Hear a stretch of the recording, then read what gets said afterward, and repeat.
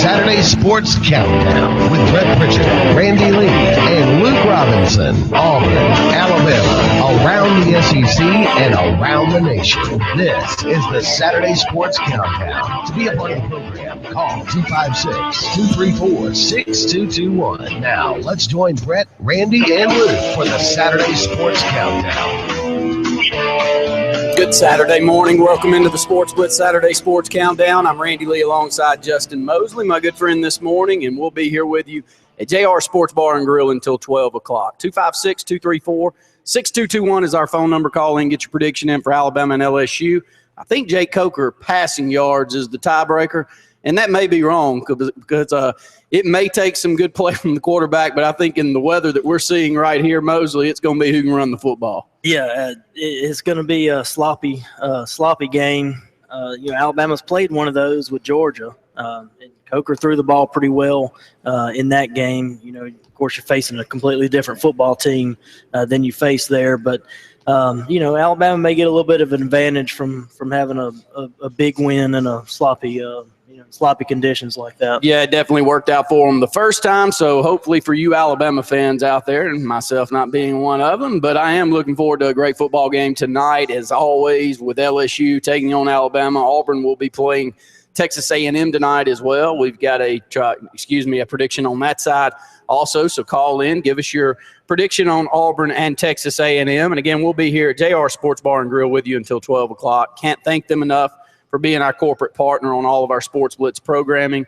$3.99, bring your kids out in uniform. They'll eat off the kids' menu. And we're in the high school Blitz segment of the program, though. And with our affiliation with the HSA Radio Network, and we're very proud to be in our 8th year where we're out and covering state championship games. And if you're living in this region right now, especially here in Alexander City, Alabama, you're thrilled by what you saw on Thursday night. I've talked to so many of you, and it's the same old spiel from all of you. Randy, I'm not sure I've seen a more dominant football game out of Alexander City and out of Benjamin Russell and since I can remember. And that's going back to some state championship games. And, we've had a tremendous run here in Alexander City for the duration of this program. But, Mosley, when I watched this game Thursday night, it's against a team that was 8-2.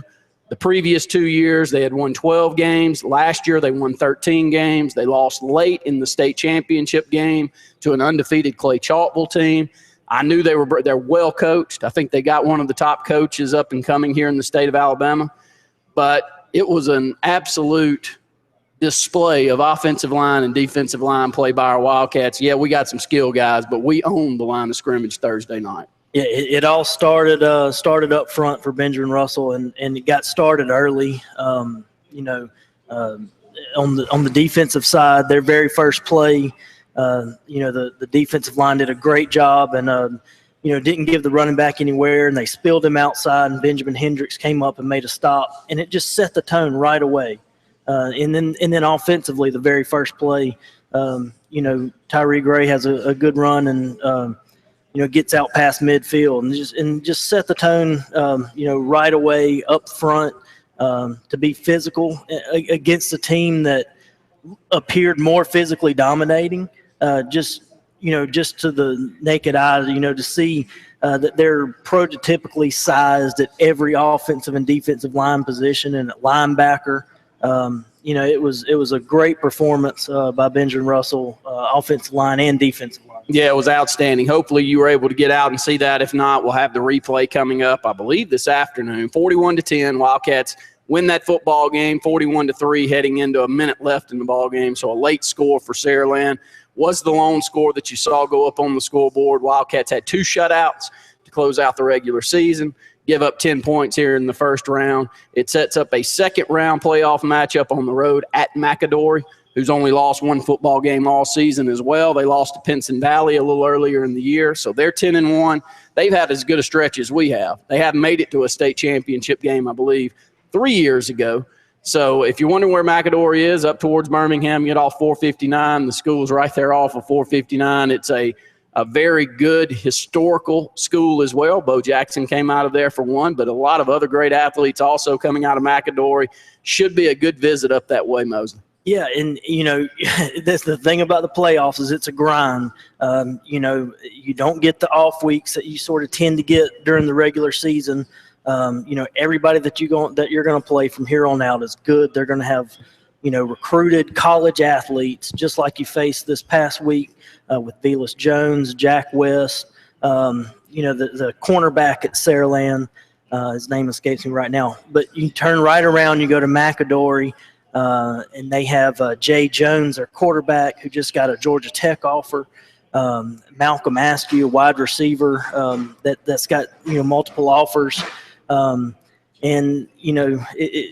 turn right around and get back into it. You've got to carry over the intensity that you had this past week, and come out and play another physical football game. And try and eliminate those guys, who were, college athletes again. Yeah, definitely so. And McAdory, they like to play a little bit more of a physical brand of football than we saw from Saraland. I was a little shocked to see what we were able to do with them up front. But McAdory, they coach it that way. They teach it that way. It'll be tough. You'll be on the road at their place. So I know we'll be ready for it, but I think that we do need to, have our kids prepared for a little bit different type of grind, because I don't think Saraland knew what hit them Thursday night. No, and it was right off the bat. They knew in a hurry that things weren't going to go well. And not to take anything away from them, not to demean them at all, but they showed up looking like a football team, and Benjamin Russell played like a football team. Physically dominated that game, no matter, again, how big, Saraland's front was, how big their linebackers were, prototypical defensive backs, just a completely dominating effort. Some of the stats that we had from Thursday night, Nakobe Maxwell was our player of the game, and he was very, very deserving. He had 239 yards rushing on 29 carries, a couple of touchdowns. And Tyree Gray didn't have to do a lot. He only had 12 carries for 121 yards. If you can say that's not doing a lot, but that's just a normal old outing. Now, he broke some ankles on a couple of runs, and he turned some heads, but I thought it was a good, grinded-out type of buck sweep, student body right and left, good luck, here comes my man, see if you can stop him, and more times than not, it was 8 or 9 yards every first down with that play. Yeah, the offensive line did a great job pulling. Benjamin Russell, ran that buck sweep a lot, got to the edge on Saraland, and you see both guards coming your way, and it made for a long night for Saraland. Did a great job of, not always dominating a defensive back or outside linebacker, coming across the hole, just sort of running people by. And it gave Nakobe Maxwell a lot of opportunities to just sort of stick his foot in the ground and cut back. And, there weren't a lot of times where he just broke to the outside and there was nothing there. He had to make some stuff happen because they were flying to the football. But, stick his foot in the ground one time and there was a big hole there. That's now 41 victories for this senior class here at Benjamin Russell. The all-time record's 44. That was the 2003 senior class, so the 2002 football season. Those guys had 2 9-win seasons on the bookends and 13-win seasons in the middle, and they won state championship in one of those years in 2001. So this team, if they're able to move on, win a state title, they would be the all-time winningest class in school history, already with 10-plus wins all 4 years that they have been in high school. And I want to get into a couple of coaches real quick before we move off from Benjamin Russell. Look, you can call in the entire 2 hours of the program today, 256-234-6221, and we'd love to hear from you. But I think it's impossible to not start with Danny Horn right now. Danny has really continued to move up the list of wins. But the other night, if he's had a more impressive victory as a coach, I'm sure he has, because he's won 6 state titles, and they've been dominant, and they've still continued to hold the all-time record for consecutive victories at Clay County. But in a large classification game against a team that played for a state title last year, to be as dominant, not complete a pass. We only threw it once, and it was an interception.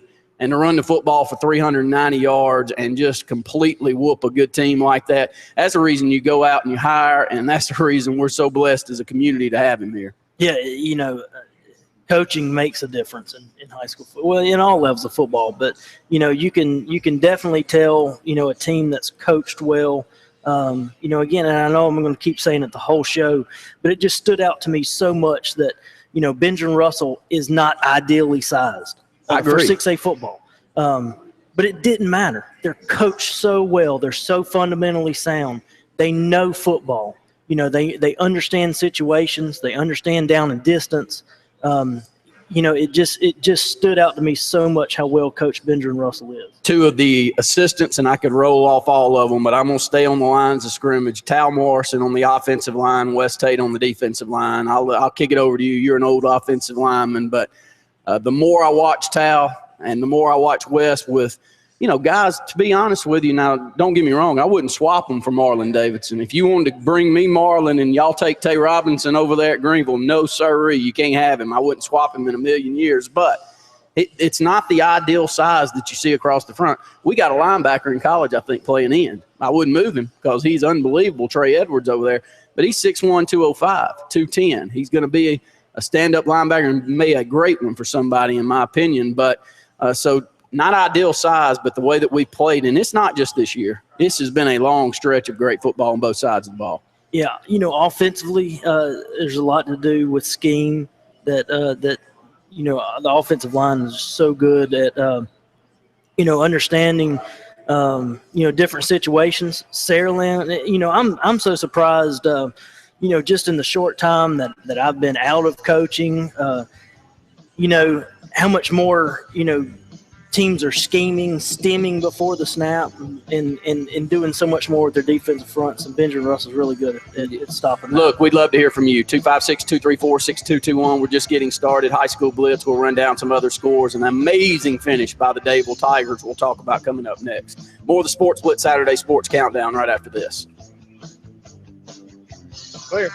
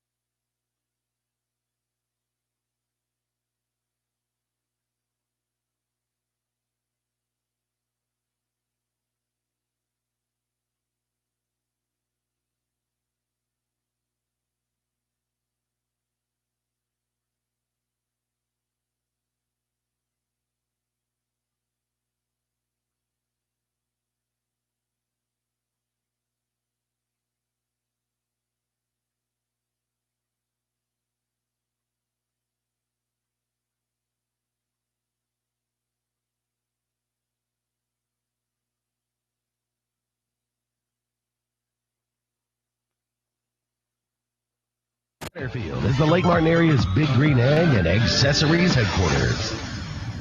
It's all yours. Welcome back into the Sports Blitz Saturday Sports Countdown. We're live on location at JR Sports Bar and Grill, as we are each and every Saturday from 10 to 12, and love for you to come out, have a great lunch. If you want a delivery, though, call on them, 256-329-2328.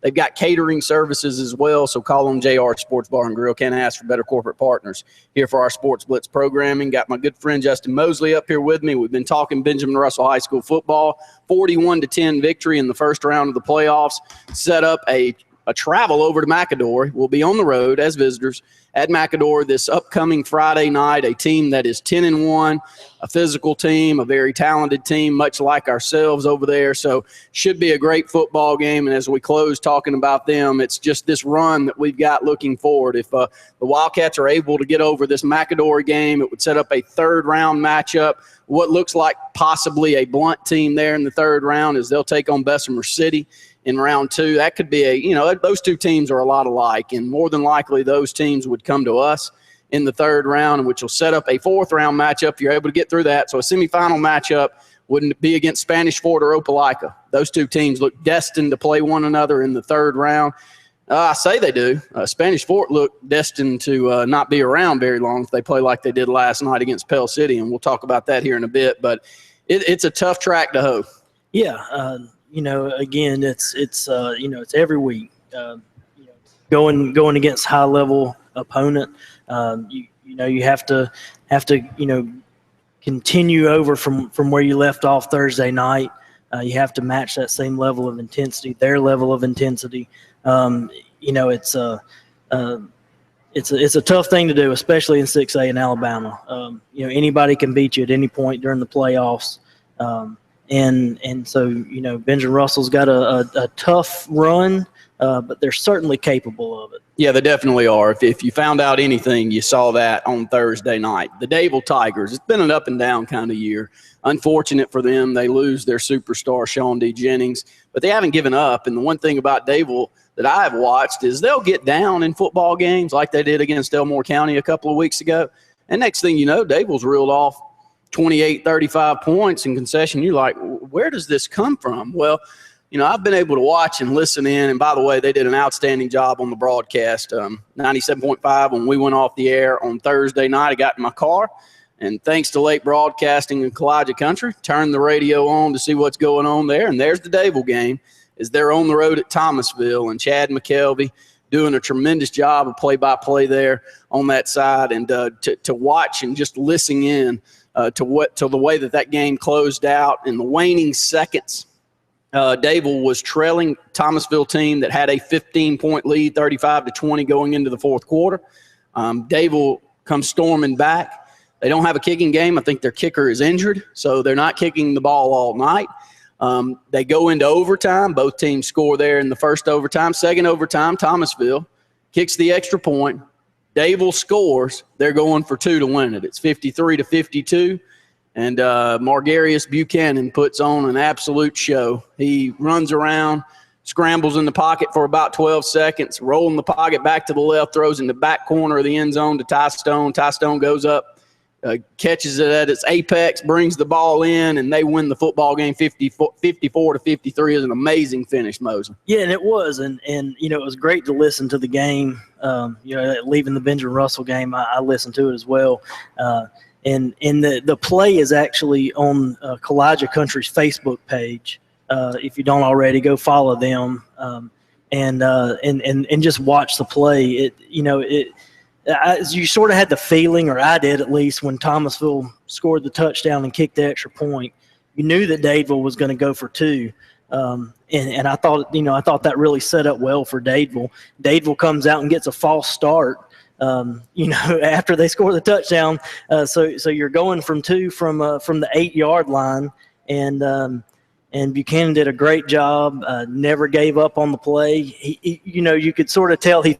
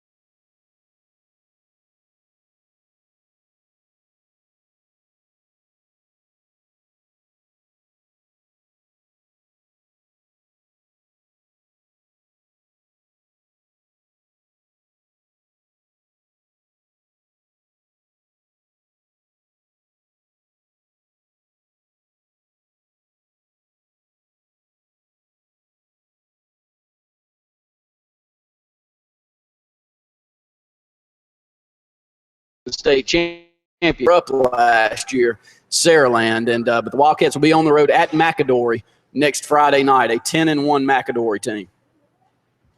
Okay, just hope our boys can pull it off. Maybe we can make it state this year. Absolutely. It's going to be a lot of fun. So you stay tuned in, okay, buddy? All right, thank you. Thank you. We appreciate it. Let's run down quickly. Class 7A, we'll start with them. And in Class 7A, you had some great matchups right up front. And the ones that I mentioned are the ones that I noticed the most is that Vestavia Hills defeat of Bob Jones 28-17, which sets up a matchup for Vestavia against Hoover. Vestavia defeated Hoover earlier in the season. Now Vestavia will continue on and take on that Hoover team at home here next Friday night. That's a big rival game as well. But Bob Jones been sitting there at number one a majority of the time, Justin. Yeah, I was a little surprised by that one, but judging from from the Vestavia Hills Hoover game, I gave them a shot. But yeah, that was a little bit of a shocker in 7A. Some others in 7A before we head off to break. Hoover defeats Buckhorn 38-7. Spain Park defeats Hazel Green 31-7. James Clemens 22. Hewitt Trussville 0. Phoenix City 34-14 over Foley. Lee Montgomery 37-21 over Murphy. McGill 30-9 over Enterprise. And closing out 7A, congratulations to the Auburn Tigers. They defeat Theodore 45-15. We'll talk more about it on the other side here on the Sports Blitz Saturday Sports Countdown. Clear.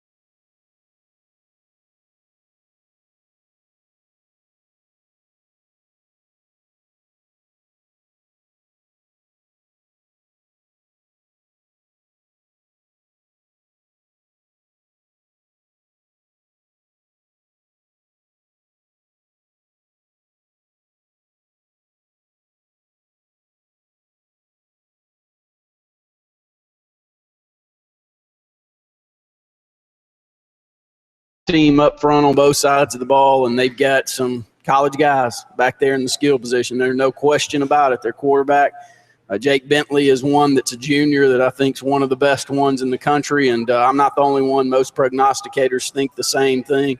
He's got prototypical size, and he moves well. That's the big story with him. He's no Tyree Gray, don't get me wrong. He's not that kind of movement, but he can move out of the pocket, and he delivers the ball extremely well. And I think they've got one of the top running backs in the state, Joshua Johnson. This guy is a bruiser, weighs about 225, shifty as well, but a strong player. Opelika is going to be a tough out.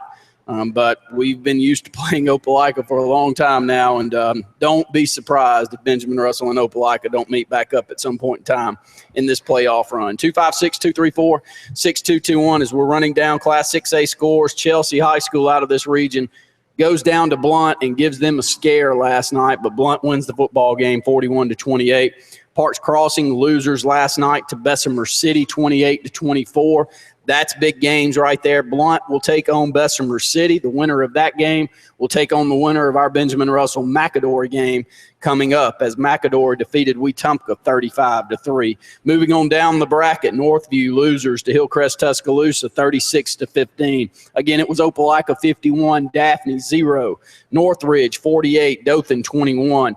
Big shocker in this state is you saw halftime score. Spanish Fort and Pell City were knotted up at 3 at halftime. Repeat, 3 at halftime. That is a shocking score, to say the least. But Spanish Fort moves on, wins the football game 24-10. Homewood 49, Lee Huntsville 14. Clay Chalkville, who hasn't lost in a couple of years, continues their strong run with a 48-14 victory over Coleman. Minor 37, Albertville 29. Muscle Shoals 36, Huffman 0. Pinson Valley loses to Austin 35-7. It's Briarwood 30, Fort Payne 26. Two more games here in Class 6A. We'll talk about. Gardendale defeats Hartselle 38-14, and Walker 35-9 over Scottsboro. Any of those kind of catch your eye, Mosley? Well, I mean, you definitely have to talk about Spanish Fort. They've had a rough week. I won't go in too much detail about the story, but it's all out in the newspaper. If you want to get on AL.com and look and see what kind of legal trouble they're. I don't know if he's their starting running back. I know he leads them in rushing yards and carries. Got arrested this week. And that's definitely hanging over Spanish Fort's head right now. I didn't get to see the game or hear the game. I don't know. What impact that had on the game, but it had to have an impact. Young kids going through an emotional situation like that.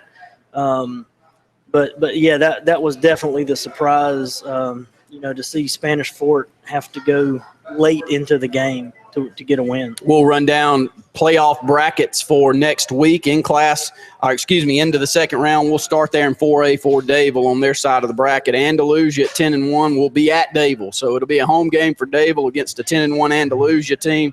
That will be coming up next Friday night. Moving on down the line in Class 6A, and I'll stay on our side of the bracket. It's 10-1 Blunt at 7-4 Bessemer City. Benjamin Russell 10-1 is at McAdory. Hillcrest Tuscaloosa is at Opelika, and they had a close football game, about a one-touchdown score difference earlier in the season. So this is a repeat game from one in the first game of the season for both of those teams. And Spanish Fort 11-0 at 9-2 Northridge. Bottom half of that bracket's Homewood at 9-2 at Clay Chalkville. That's an interesting game right there. Homewood's always well coached, well prepared, and if they can put a good scheme together, maybe they can put a scare in Clay Chalkville. Yeah, that's a tough matchup for Clay Chalkville. Homewood's always always got a big offensive and defensive front, and that should be quite a challenge for Clay Chalkville. All right, moving on down, Muscle Shoals is undefeated. They're at 7-4 Minor. Austin 8-3 at 5-6 Briarwood. Gardendale 9-2 at 9-2 Walker. That's there in Class 6A. Only 8 teams left in Class 7A, and we'll talk about those. Auburn 7-4 is at McGill-Tulane. That's a great football game next Friday night. Lee Montgomery, what a turnaround for the Montgomery area schools, as they're 8-3, and they'll be on the road at Central Phoenix City 8-3. In the bottom half of that bracket's James Clemens 10-1 at Spain Park 10-1, and then Vestavia Hills at 9-2. They'll be on the road at 9-2 Hoover, but Vestavia defeated Hoover earlier in the season, which was a big victory for that program, and I'm sure a lot of confidence going into the second round. Yeah, that's that's a revenge game for Hoover. That's the thing about the playoffs is you're likely to see somebody that you've already faced pretty soon, and that's going to be a big one. I was kind of shocked coming from the Mobile area where I played and coached to see there weren't many teams that advanced out of that region, and that's usually a really tough region. They ran into some improving teams from the Montgomery area, and so just sort of a little surprised by that, but good for Montgomery to be rebuilding the league, and you have a up and coming Park Crossings school.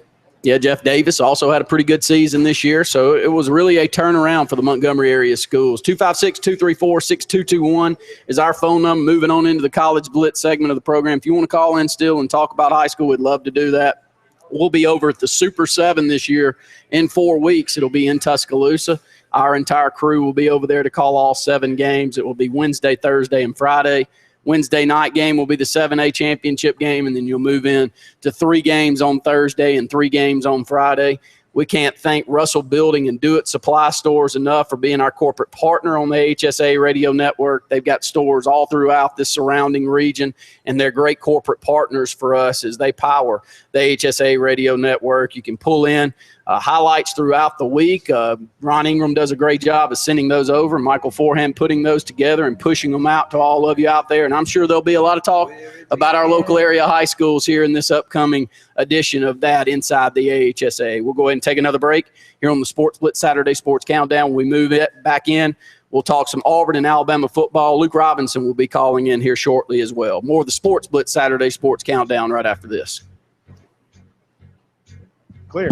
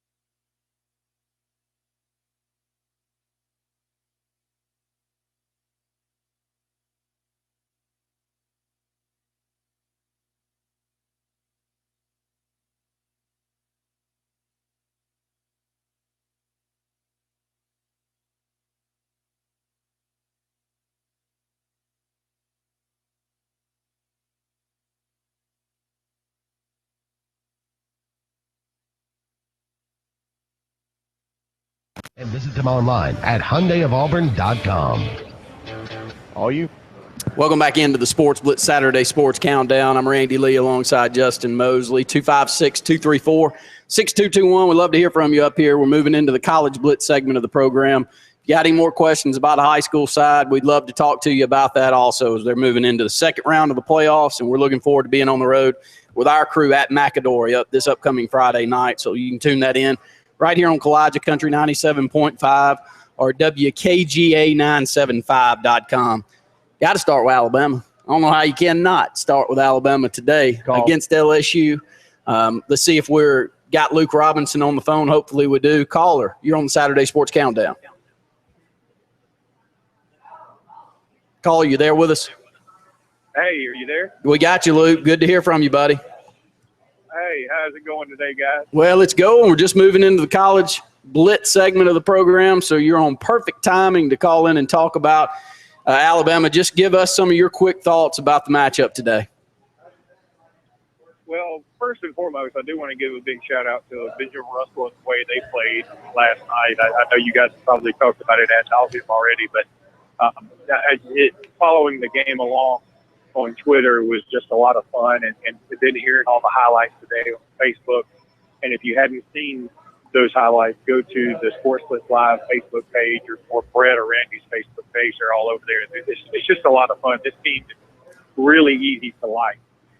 That's my first thought. My second thought about Alabama LSU, I tell you, I have a very, very uneasy feeling about this game today. I really do. I think LSU's offensive line, if they're not the best in the country, they're up there. And certainly Leonard Fournette makes them look a little better than they probably are.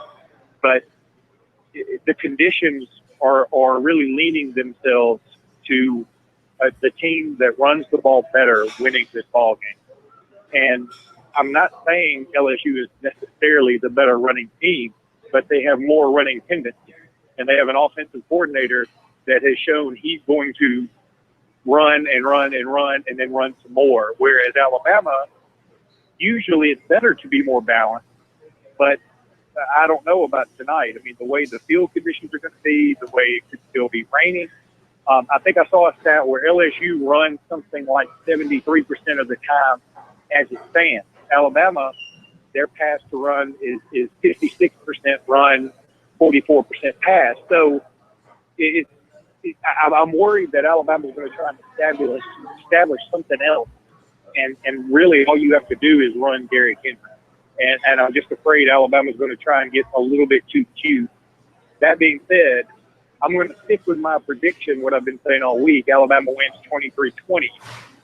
But I'm a lot less comfortable with that than I was a couple of days ago. One more quick question before we let you go today, Luke, and we got to move over to an opponent for both Auburn and Alabama this year and the Georgia Bulldogs, Mark Richt. Does he hold on? What does he need to do the remainder of the season to stay as head coach?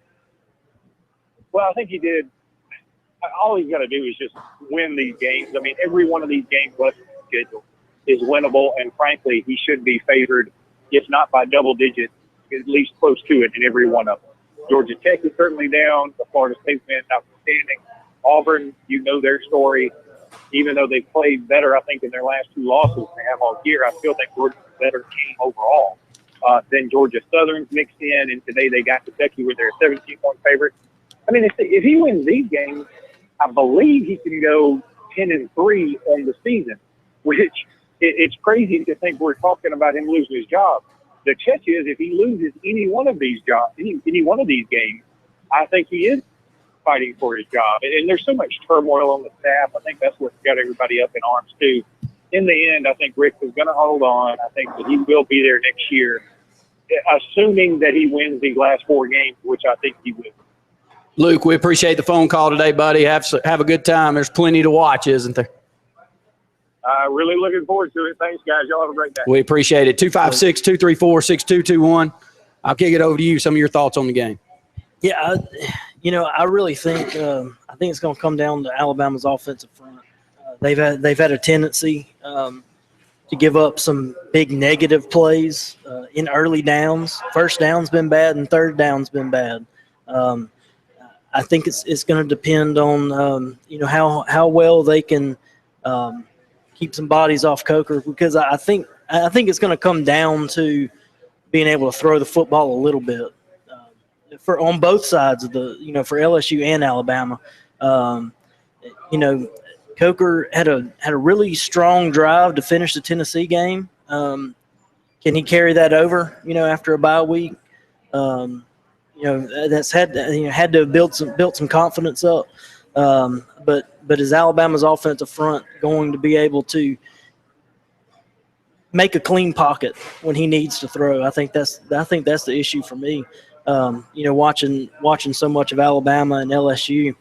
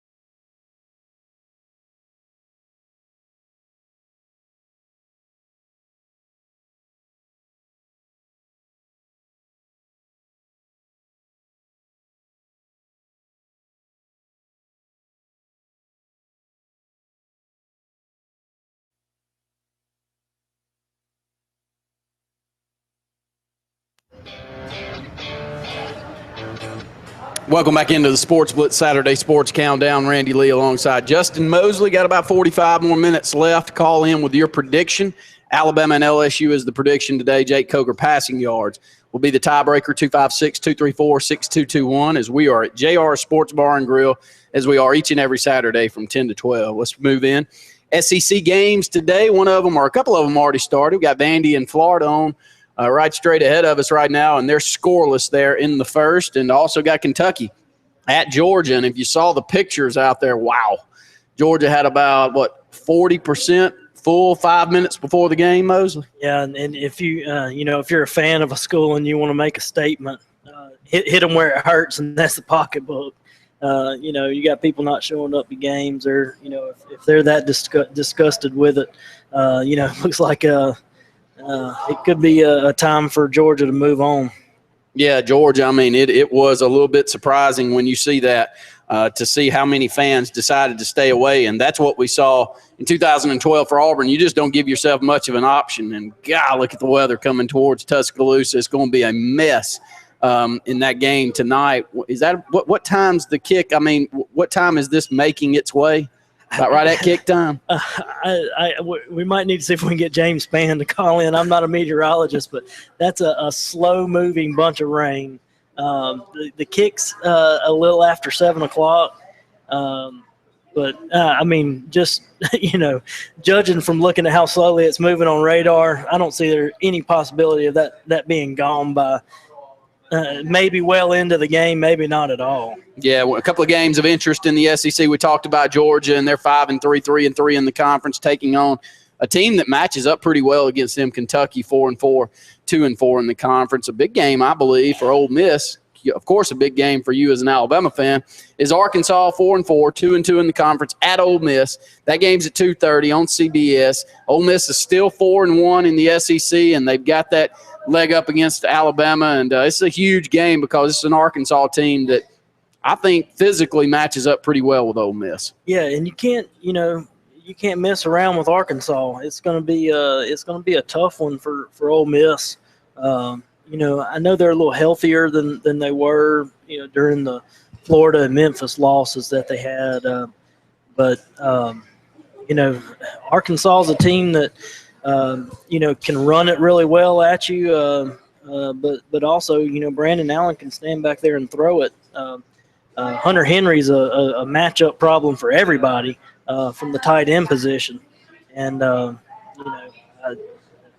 it's going to be a challenge for Ole Miss today. South Carolina, and they pretty much, I hate to say it, it's been an awful season for them. I don't see much change coming up. They got a 3 p.m. kick on the SEC network as they're on the road at Tennessee.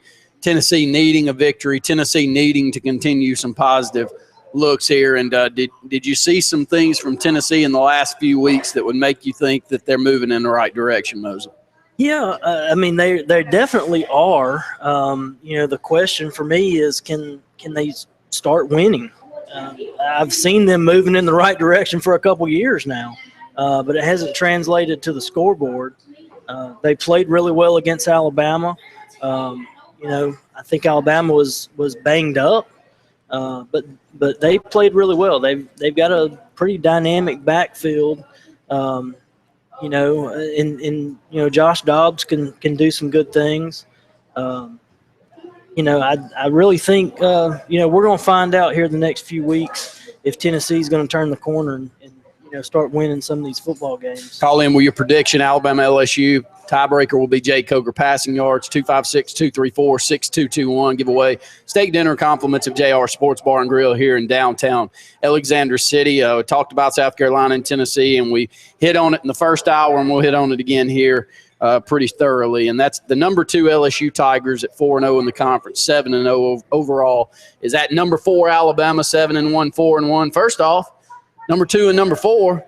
A lot of controversy with Alabama with that one loss being in the 4. It doesn't necessarily matter when you've got so many big games coming up. But where did you stand on that side of the spectrum there? I guess I wasn't going to get my feelings hurt if Alabama was not in the playoff in the first poll. You saw last year how drastically it changed from the first to the last. I don't think necessarily Alabama's the number 4 ranked team in the country. They'll prove a lot today if they win and be deserving of that ranking, in my opinion. But it's sort of, I don't know. It frustrates you. Some of the national media really showed their colors this week on where they stand on Alabama. Dislike Alabama all you want, but they've earned a high ranking the past few years. I don't know. I guess I get frustrated by the constant media backlash about Alabama. Some of the analysts, quote analysts, are a little more I don't know, shock jock type guys than they are really analysts. They are. Here's the deal with Alabama, though. They've gotten over the hump so often. How can you complain? I'm an Auburn guy sitting here. Alabama's won 3 national titles in the last, 5 years? 6 years? 6 years. 3 national titles in 6 years. Once Oregon ever gets over the hump, or once one of these Big 12 teams ever get over the hump here in the upcoming year, then I'll start listening. But you can't even go up there as an analyst and start saying that. Well, you can for this year, but I'm just sorry. I just can't. I don't believe that I'm with you. I think after a while you almost make yourself where you're not credible at all. And there's a number of them that way. Danny Cannell probably being right there at the top of the heap. Yeah, just sort of make yourself look silly. But about today's game, it's going to be 5 of the last 8 between Alabama and LSU have been decided in the last 90 seconds or in overtime. I mean, process that for a minute. These games are close, with the exception of the national championship game in 2011. And, a couple years ago, Alabama, I think, won by 13 or 14. This is this game, typically comes down to the last minute. Last year did. Think back, a couple years ago, the Yeldon screen pass in 2012. That was in the last minute, and so I don't expect much. I expect something similar to that tonight. A really close game that's decided late. I could be surprised and one team pull away a little bit more, but I really anticipate this being a close game, right down to the very end. Do you have any of the same worries? And we'll hit that on the opposite side, but I'll go ahead and segue into that. But I'd like to know your worries with Lane Kiffin as the coordinator in a big game like this. You got to tip your hat to Les Miles. He has stayed the course, buddy. He is going to pitch that little short sweep back there, and good luck. Mano y mano. It's a lot of times it looks like Alabama wants to veer away from that, and I think that's the concern that Luke Robinson has going into tonight. 256-234-6221. More of the Sports Blitz Saturday Sports Countdown right after this. Clear.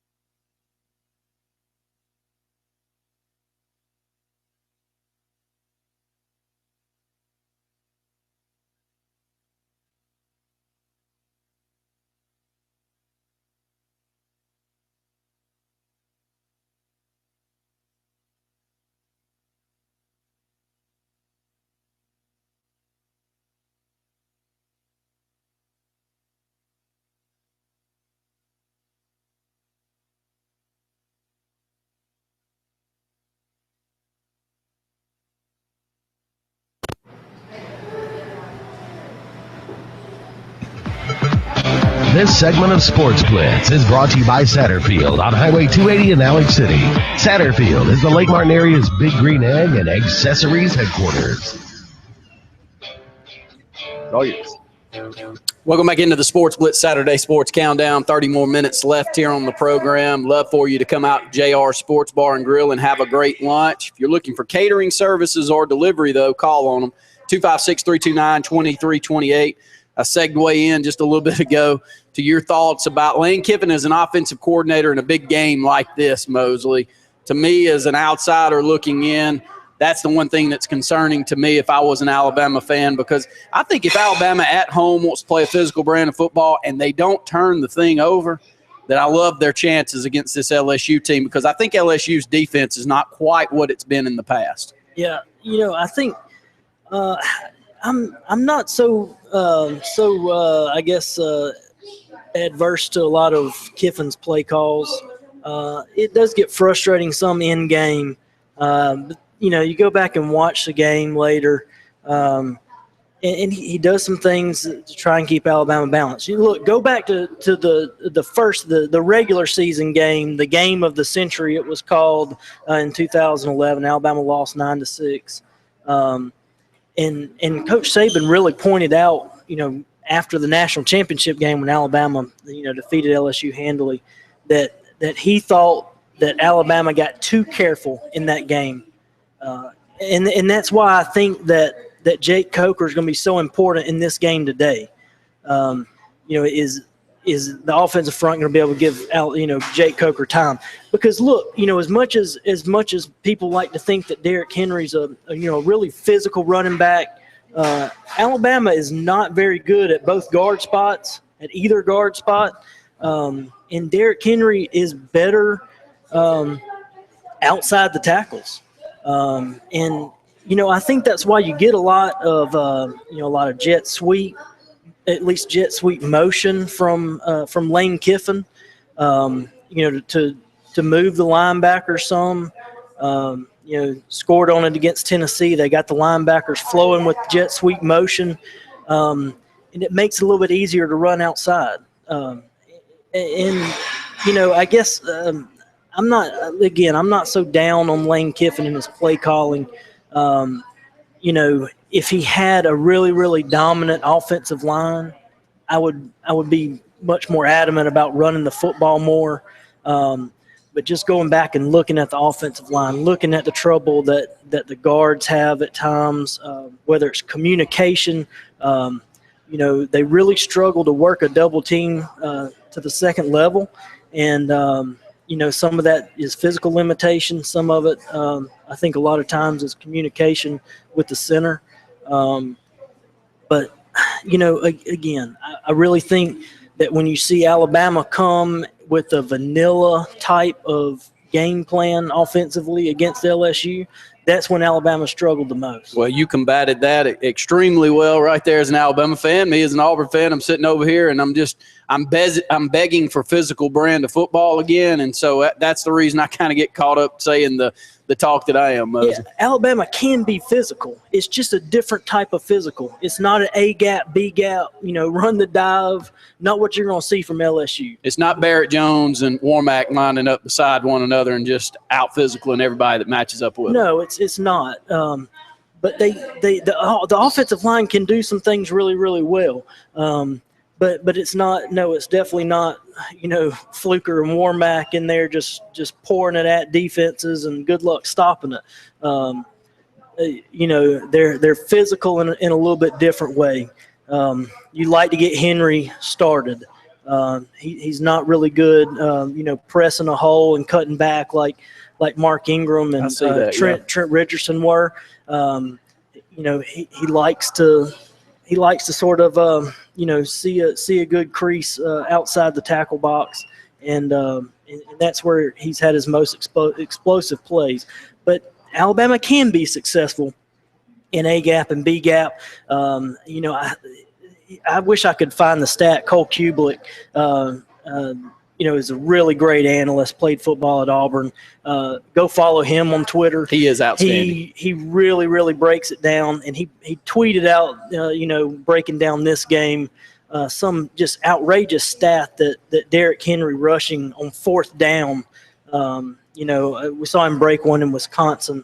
Everybody sort of piles in there, and Alabama's been physical on 4th and 1 on a lot of plays and really broken some stuff open for them. So they can be physical. It's just not a consistent inside run game. Alabama only allowing 78 yards per game running the football. We talked about the linebacking play a little bit earlier, but there's so many solid defensive linemen that I get caught up. They all look a lot alike. They all seem to play a lot alike.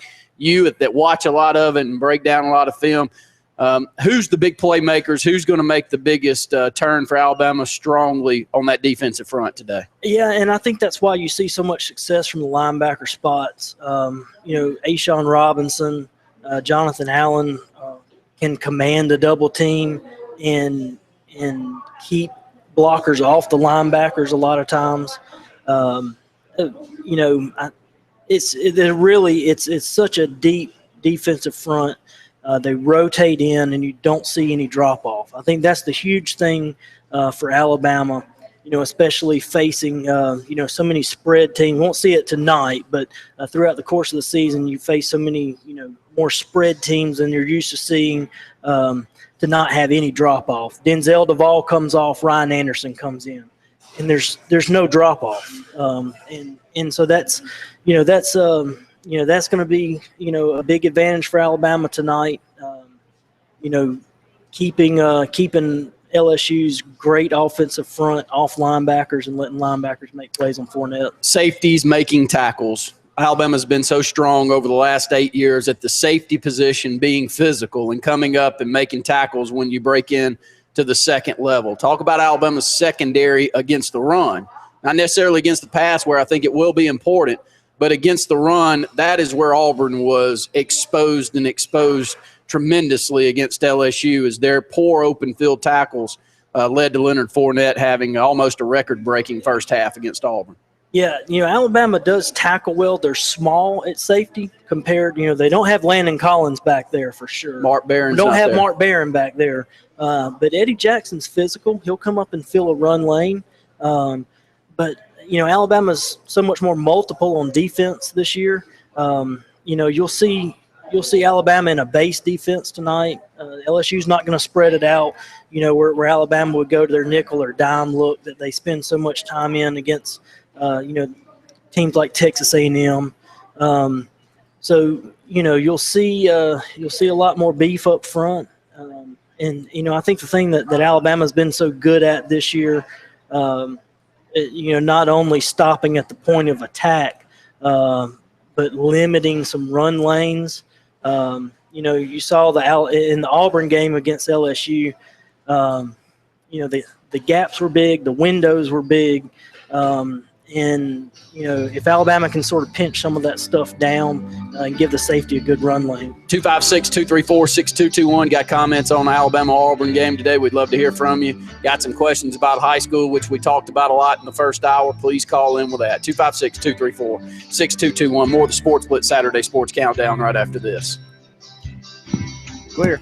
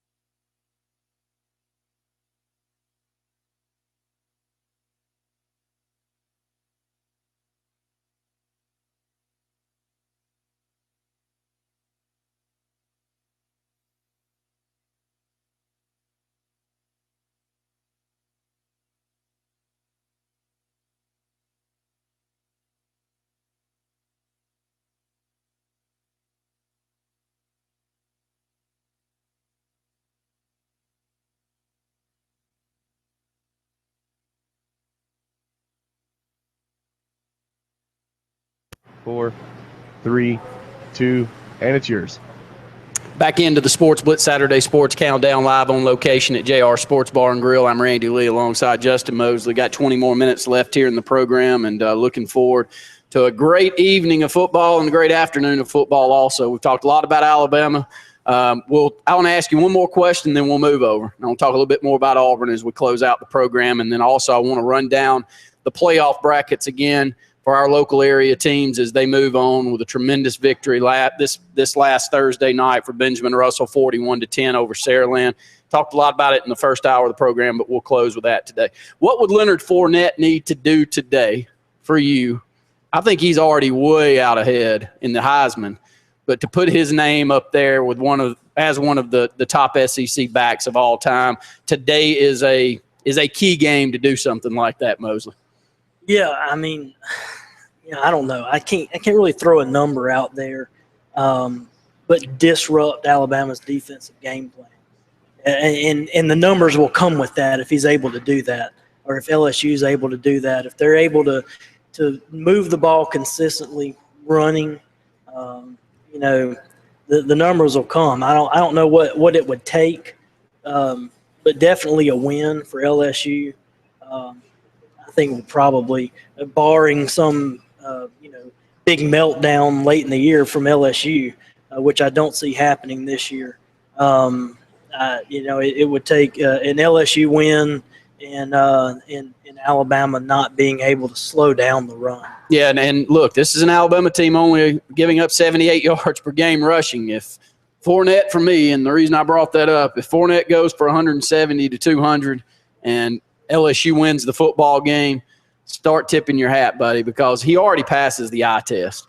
He already has the lore coming in to college also. I mean, he has been being talked about since he was a freshman in high school as maybe one of the top recruits that we've seen. I remember Luke Robinson, I think, when he was in the 10th grade saying, we got this guy, Leonard Fournette, that's coming out in the next few years, and he could be the next great one, the Herschel Walker, the Bo Jackson type that we've seen. And he has not disappointed at all. But again, to get up to that type of level, to those players, you've got to have big games against big teams like Bo had against Alabama multiple times, 200-yard games against your rival at Alabama. Those are the games that we all remember, Mosley. Yeah, and, I guess, looking back the past few years, the Heisman committee is sort of gone away from that tendency a little bit. Mark Ingram had a terrible game against Auburn. That's true. In his Heisman Trophy campaign, but had a big game in the SEC championship game. He did. And a lot of people, sort of the South Carolina game stuck out in their minds going back a few years. I don't think this would derail his Heisman campaign. I just think that, if LSU were to win and he has a couple touchdowns, I really think it'll solidify. I don't see, LSU's had some, sort of late trouble with Arkansas, the Golden Boot game, and I just don't see that this year. I really think, if LSU gets by Alabama, I don't see any trouble for them the rest of the way. As an Auburn fan, I want to see physical football today against A&M. A&M is not. They're wanting to be, but they are still not a physical football team defensively. Alabama exposed them. They're exposed every year. Auburn's exposed them several times over the past couple of years also. We lose the ball game last year, but still ran it on them at will. So, to me, it's going to be won or lost whether Auburn tries to get cute and wants to throw it around and get a little pass happy, or we're going to run tempo and run the football at them, which I think we can. Javon Robinson, for one, last week, and I'll get your thoughts on that. It's so disappointing as an Auburn fan over the years to hear these great names and get all this expectation built up, and then you're about 7 games into the season, you go, is he hurt? Is he in the doghouse? Did he do something wrong? And you have to roll him out there last weekend, and he looked like what you expected to see all season long. But, Moses, what I'm saying is I think there's plenty of good, solid backs back there in the backfield for Auburn. If we stick with it, I think we can win this football game running it. Run the football, commit to the run. Don't get discouraged if the run doesn't work early. we've seen from Auburn, once they're able to get on a roll, run the football consistently, it's hard to stop. For whatever reason, Auburn's not done that this year. I think having another back there, with Javon Robinson, that can, help out, be a physical back, take the beating that Peyton Barber's taken, late in the game, it's going to pay off. Commit to it, stick with it, set up some good play action stuff. You're going to have to throw the ball a little bit and stay a little balanced, but I don't like seeing. I think Sean White threw it 28 times last week. Is that right? Yeah, he's 12 for 28. Yeah. Yes, somewhere around 20 is enough. Yeah, 18 to 20 passes. To keep them out of the box a little bit, but run the football. Alabama was able to do it early against Texas A&M. Center got injured, came out. Commit to the run, stay with the run, see where it gets you. 256-234-6221 at a text in. So I'll move over and quickly talk about this, and we'll talk about it the final segment of the program today. You can get your prediction in for both of those games if you choose to. But Benjamin Russell will be on the road at McAdory this upcoming Friday night. I had a question about McAdory's region of the state, and it's up there around Tuscaloosa. They play a lot of the Tuscaloosa teams, and Mosley, I'll kick it to you and let you give some quick updates too throughout the season. In my opinion, but you better watch out. These sometimes can get a little sketchy. We've seen moving to the northern half of the state in the middle part of the 2000s. We kept having to go up there in a 5A roll at the time, and we'd lose, buddy. And we'd go up there and we'd look across and we'd get off the bus and we'd say, man, we match up good with them. I can't wait for this game to start. And about halfway through it, we didn't want it to start anymore. So you better watch out. But to me, McAdory plays a physical brand of football like we do. They got an athletic quarterback who is committed to Georgia Tech, I believe. He got a Georgia Tech offer in the last 2 weeks. Okay, so he's an athletic guy. They've got a receiver that's getting a lot of offers also. I think that they, more than Saraland, know the type of football that we want to play. And who knows if they match up well with that, but I think they match up a little, or at least they are coached to match up better than Saraland was. Yeah, I just want to go back to McAdory's game this week. They played Wetumpka, beat them 35-3. Jay Jones is the quarterback, being looked at by Georgia Tech. He was 7 for 11 passing, 152 yards, had 58 rushing yards, two touchdown passes, and a 1-yard rushing touchdown. Shaquille Terry's their running back. He had 143 yards on 17 carries. 2 rushing touchdowns, 1 receiving touchdown. Malcolm Askew is a wide receiver that we were talking about, who has several offers. Georgia and Clemson are in his top 2. 4-star junior, 5'11" and 165. Got 11 touchdowns on the season.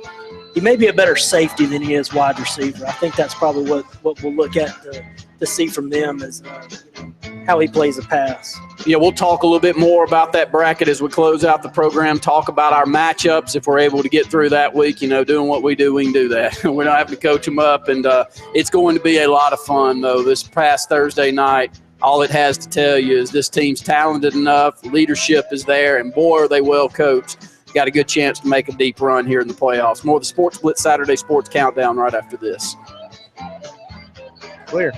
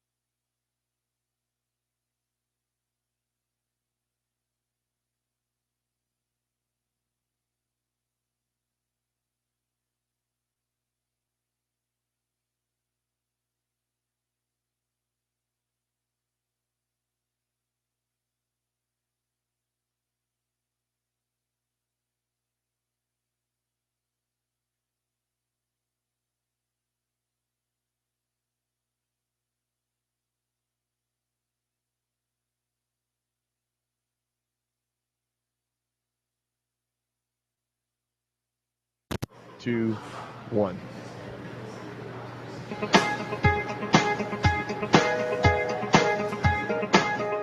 Welcome back into the Sports Blitz Saturday Sports Countdown. About 5 more minutes left here in the program. I want to thank all of you for tuning in today. We're up here at JR Sports Bar and Grill as we are each and every Saturday from 10 to 12.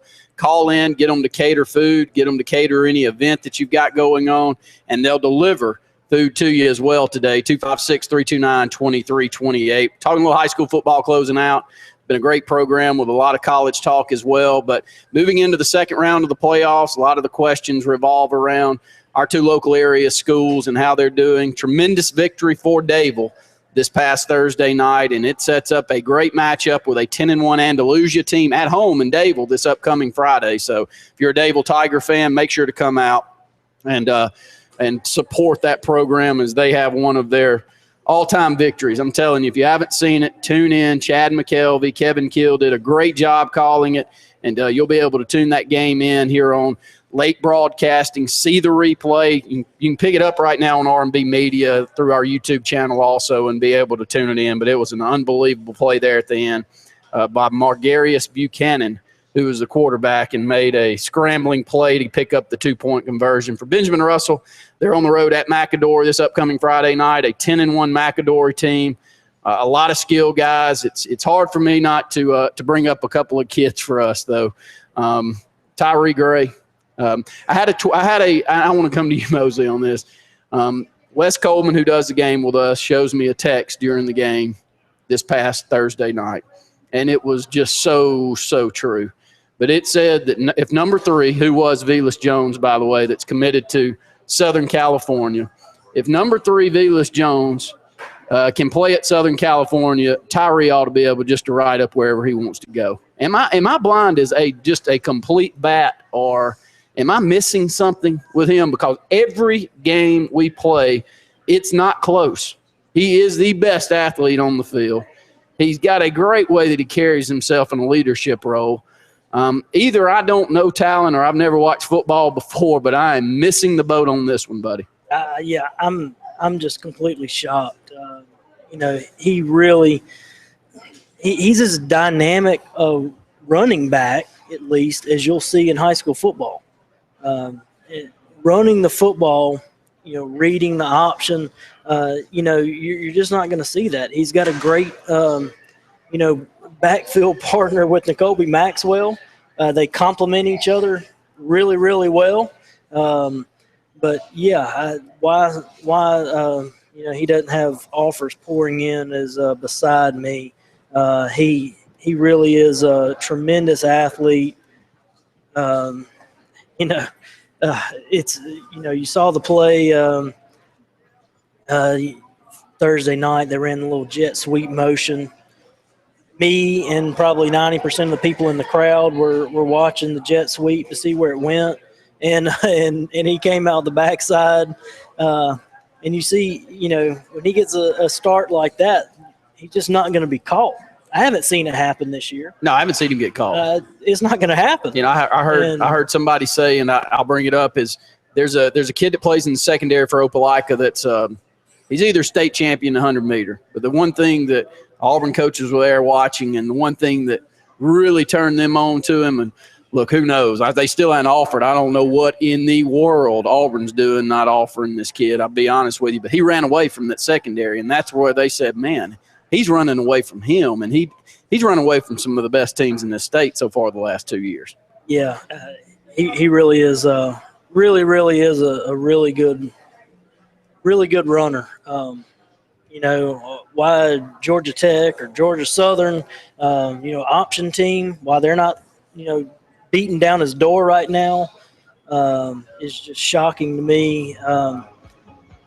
I don't get it, but I'm enjoying watching him play, and hopefully we get to watch he and N'Kobe Maxwell put on the show next week at McAdory. We want to thank all of you for tuning in out there today. We'll be back on air on Tuesday night from 6 to 7 here with the Lake Martin Sports Roundup. We also have Sports Call 3 days a week at JR Sports Bar and Grill from 4 to 6. And then 7 to 9 Tuesday night statewide on Charter Channel 80, we'll have Sports Blitz Live. For Justin Mosley, Michael Forehand back there in the studio producing, I'm Randy Lee saying thanks for tuning in to the Sports Blitz Saturday Sports Countdown. Clear. Have a good day, guys.